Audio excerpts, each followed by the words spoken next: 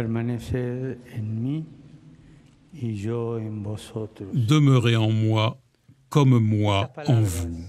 Pronunciadas por Jesús en el contexto de la última cena, Ces paroles prononcées par Jésus dans le contexte de la dernière scène nous permettent de nous approcher du cœur du Christ peu avant qu'il ne se livre définitivement sur la croix. Nous pouvons sentir les battements de cœur de son amour pour nous et son désir d'unité pour tous ceux qui croient en lui.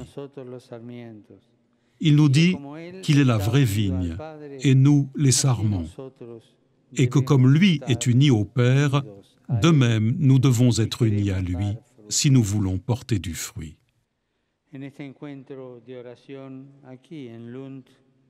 Dans cette rencontre de prière, ici à Lund, nous voulons manifester notre désir commun de rester unis à lui pour avoir la vie.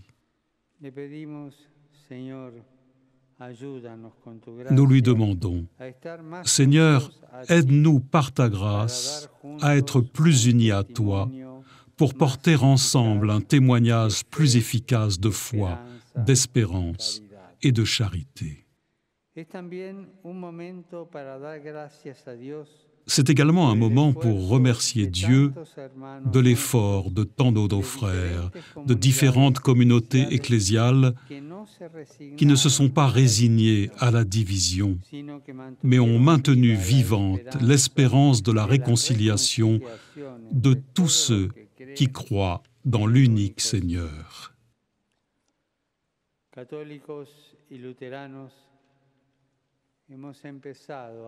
Catholiques et luthériens, nous avons commencé à marcher ensemble sur un chemin de réconciliation. À présent, dans le contexte de la commémoration commune de la Réforme de 1517, nous avons une opportunité nouvelle pour prendre un chemin commun qui, durant les 5 dernières années, a progressivement pris forme dans le dialogue œcuménique entre la Fédération luthérienne mondiale et l'Église catholique.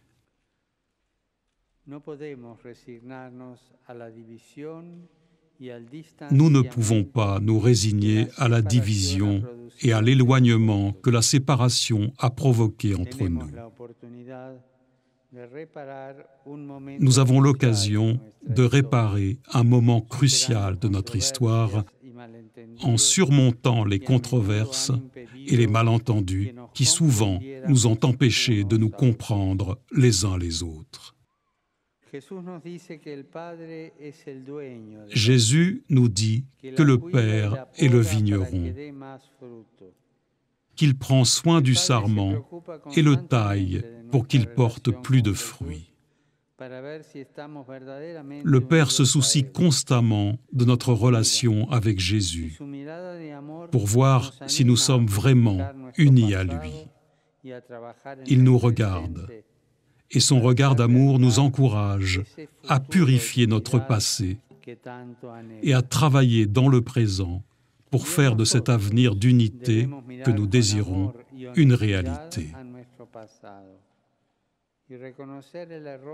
Nous aussi, nous devons regarder avec amour et honnêteté notre passé et reconnaître notre faute et demander pardon.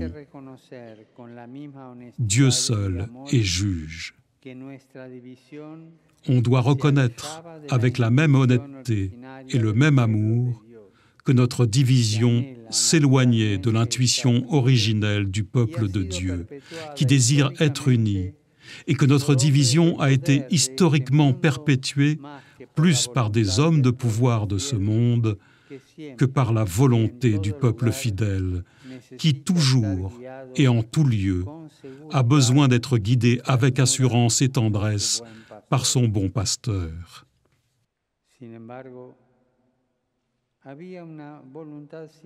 Toutefois, il y avait une volonté sincère des deux côtés de professer et de défendre la vraie foi.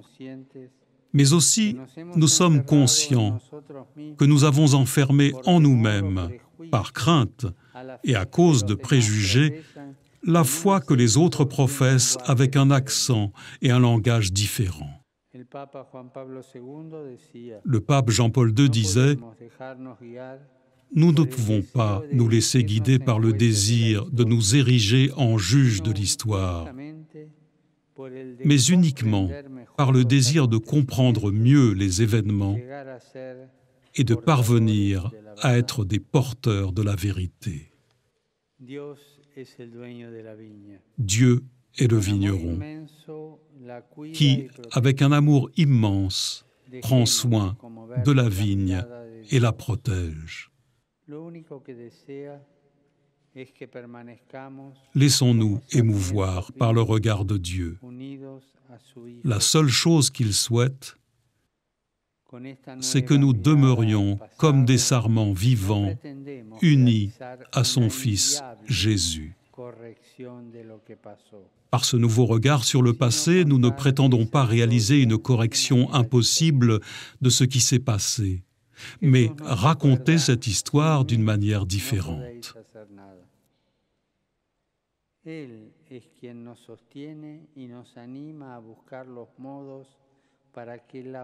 Jésus nous rappelle, en dehors de moi, vous ne pouvez rien faire.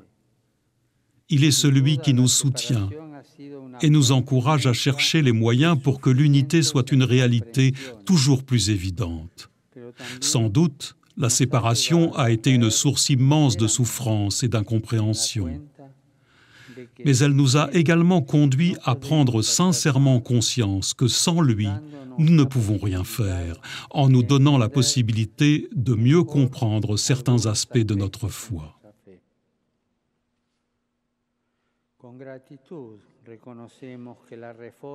Avec gratitude, nous reconnaissons que la réforme a contribué à mettre davantage au centre la Sainte Écriture dans la vie de l'Église. À travers l'écoute commune de la parole de Dieu dans les Écritures, le dialogue entre l'Église catholique et la Fédération luthérienne mondiale, dont nous célébrons le 50e anniversaire, a fait des progrès importants. Demandons au Seigneur que sa parole nous maintienne unis, car elle est source d'aliments et de vie. Sans son inspiration, nous ne pouvons rien faire. L'expérience spirituelle de Martin Luther nous interpelle et nous rappelle que nous ne pouvons rien faire sans Dieu. Comment puis-je avoir un Dieu miséricordieux? C'est la question qui hantait constamment Luther. En effet, la question de la relation juste avec Dieu est la question décisive de la vie. Comme on le sait, Luther a trouvé ce Dieu miséricordieux dans la bonne nouvelle de Jésus-Christ incarné, mort et ressuscité. Par le concept « uniquement par la grâce divine », on nous rappelle que c'est toujours Dieu qui prend l'initiative et qu'il précède toute réponse humaine en même temps qu'il cherche à susciter cette réponse.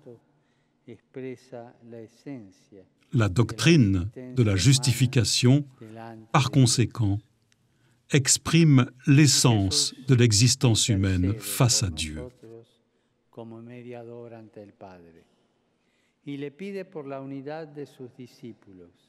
Jésus intercède pour nous comme médiateur auprès du Père et il lui demande l'unité de ses disciples pour que le monde croie.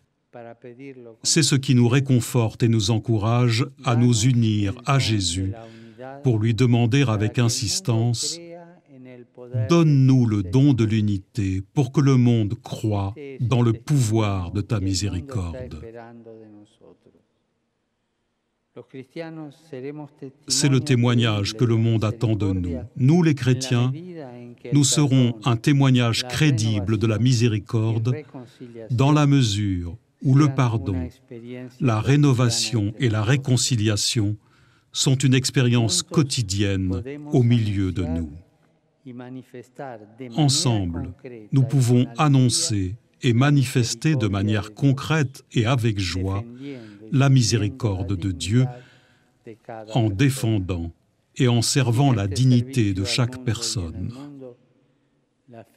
Sans ce service au monde et dans le monde, la foi chrétienne est incomplète.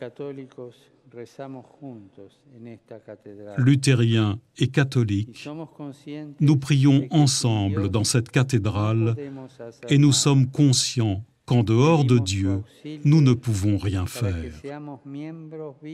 Nous demandons son aide pour être des membres vivants unis à lui, ayant toujours besoin de sa grâce pour pouvoir porter ensemble sa parole au monde qui a besoin de sa tendresse et de sa miséricorde.